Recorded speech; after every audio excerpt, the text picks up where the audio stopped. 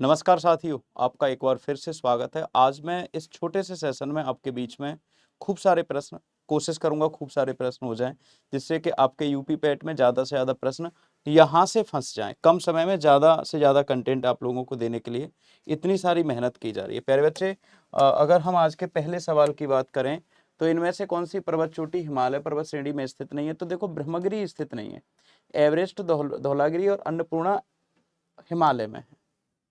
इनमें से कौन सी झील पूर्वी तट पर स्थित है? अगर हम ऐसे करके देखें तो इधर वाला जो तट है ये आपका पूर्वी तट है और इधर वाला तट आपका पश्चिमी तट है। तो आपसे ये सवाल प्रीवियस ईयर में ही पूछा गया है। तो चिल्का झील उड़ीसा में, कोलेरू आंध्र प्रदेश में, लोकटक मणिपुर में और पुलिकट आपके ये तो लोकटक झील पूर्वी तट पर स्थित नहीं है, ये मणिपुर में अंदर स्थित है। अगर हम बात करें किस द्वीप की स्थिति सही नहीं है, बोल रहा है सुमात्रा हिंद महासागर में, होन्सू प्रशांत महासागर में, मॉरिशस अटलांटिक महासागर में, बोर्नियो प्रशांत महासागर में नहीं है, ये आपके हिंद महासागर में है। अगर हम बात करें अगले क्वेश्चन की, निम्न में से कौन सा सुमेलित नहीं है? मुलिंगला दर्रा उत्तराखंड में, जेलेपला दर्रा सिक्किम में, दिफू दर्रा आपका मिजोरम में और तुजू दर्रा मणिपुर में। दिफू दर्रा आपका अरुणाचल प्रदेश में है, न कि मिजोरम में। भारत के किस राज्य में सबसे लंबी मुख्य भूमि तटरेखा है? तो वो गुजरात में। इसका मतलब ये है कि आपसे ये पूछ रहा है कि भारत की सबसे लंबी समुद्री रेखा किस राज्य की है? तो वो है आपके गुजरात की। कर्क रेखा भारत के 8 राज्यों से होकर गुजरती है, ये वाली बात आपको याद रखनी है। गुजरात, राजस्थान, मध्य प्रदेश, छत्तीसगढ़, झारखंड, पश्चिम बंगाल, त्रिपुरा और मिजोरम, ये आपको 8 राज्य याद रखने हैं। अगला प्रश्न देखो दोस्त, निम्न में से कौन सा तट पश्चिमी तट का भाग नहीं है? पश्चिमी तट फिर से बता रहा हूं आपको, इधर वाला वेस्ट कोस्ट है, इधर वाला आपका ईस्ट कोस्ट है।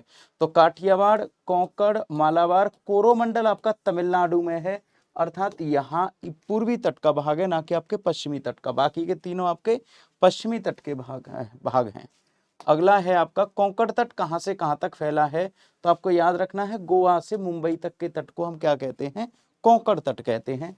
अगला प्रश्न है, उड़ीसा में एपीजे अब्दुल कलाम के नाम पर किस द्वीप का नाम रखा गया है? तो ये व्हीलर द्वीप है, डॉक्टर कलाम द्वीप कर दिया गया है वर्तमान इसका नाम। अगर हम अगले प्रश्न की बात करें, विश्व में सबसे बड़ा नदी द्वीप माजुली ब्रह्मपुत्र नदी पर है, असम में। दुनिया का सबसे बड़ा नदी द्वीप है, असम का 35वां जिला भी आपको यही याद रखना है। भारतीय मानक समय यामित्र कहां से नहीं गुजरता? तो याद रखना है आपको, देखो यूपी, एमपी, छत्तीसगढ़, उड़ीसा और आंध्र प्रदेश, इन 5 राज्यों से होकर गुजरता है। तो आपसे पूछ रहा है कहां से नहीं गुजरता? तो महाराष्ट्र से नहीं गुजरेगा, ये वाली बात आपको याद रखनी है। अगला प्रश्न है, तमिलनाडु आंध्र प्रदेश के तट का नाम क्या है? तो वो है आपका कोरोमंडल, तमिलनाडु और आंध्र प्रदेश के बीच के तट का नाम। अगला प्रश्न है, 8 डिग्री चैनल किसको किससे अलग करता है? तो याद रखना है आपको, लक्षद्वीप को मालदीव से अलग करता है। अगला प्रश्न है बच्चों, गल्फ ऑफ मन्नार और पाक स्टेट हिंदुस्तान और श्रीलंका के बीच है। कोरोमंडल समुद्री तट, अभी ये प्रश्न मेरे ख्याल से दूसरी तीसरी बार घुमा घुमा के पूछता है, तो इसलिए डाला हुआ है, तमिलनाडु में है। और निम्न में से कौन सा भारत का सर्वोच्च शिखर है? तो यहाँ के हिसाब से तो कंचनजंगा है, वैसे हम K2 लगाते हैं, गॉडविन ऑस्टिन। भारत का पूछ रहा है, एवरेस्ट चूंकि तिब्बत और नेपाल के बीच में है तो वो तिब्बत और नेपाल होगा, है ना।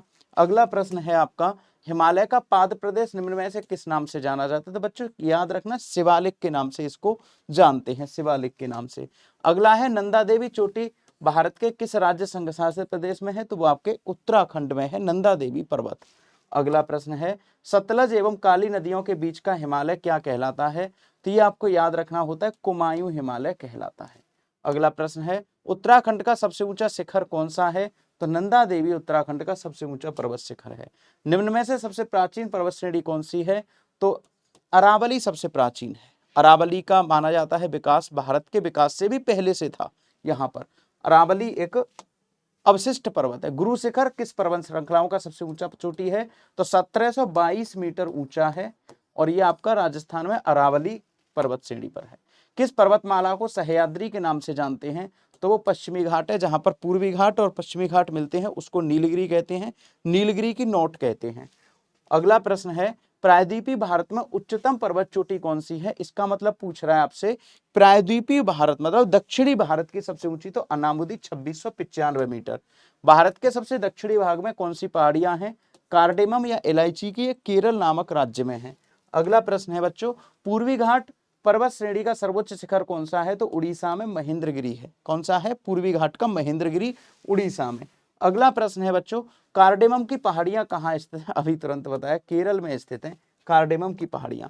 गारो खासी जयंतिया की पहाड़ियां किस राज्य में है? तो मेघालय आपको याद रखना है।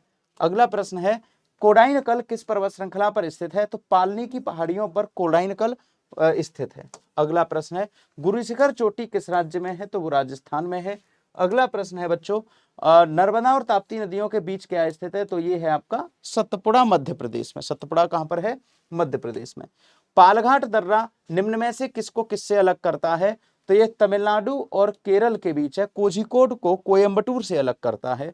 अगला प्रश्न है, बोमडीला दर्रा भारत के किस राज्य में है? तो याद रखना, यदि वो अरुणाहोती, यदि वो, तो बोमडीला, दिफू और यांगदाप तीनों ही अरुणाचल प्रदेश में है। तो बोमडीला कहां पर हो गया? अरुणाचल प्रदेश में। सूची 1 को सूची 2 के साथ सुमेलित कीजिए। तो यहां पर आपको याद रखना है, तुजू दर्रा मणिपुर में है, बोमडीला अरुणाचल प्रदेश में है। बोमडीला कहां पर है बेटा? अरुणाचल प्रदेश में। और शिपकीला आपके हिमाचल प्रदेश में, और नाथुला आपके सिक्किम में। इस प्रकार से अगर हम देखें तो बी का पहला हो गया, बी का आपका पहला है ना, तो बी का पहला हो गया, और ए का तीसरा हो गया, तीसरा और पहला। तो सी विकल्प आपका सही है, याद रखिएगा। तो ऐसे ही वीडियोस के लिए लगातार, आज मैंने लगभग आपको खूब सारे प्रश्न करा दिए। ऐसे ही वीडियो के लिए लगातार मेरे साथ जुड़े रहिए, बने रहिए। नेक्स्ट वीडियो तक का इंतजार करिए, ऐसे लगातार सपोर्ट करते रहिएगा। थैंक यू, धन्यवाद।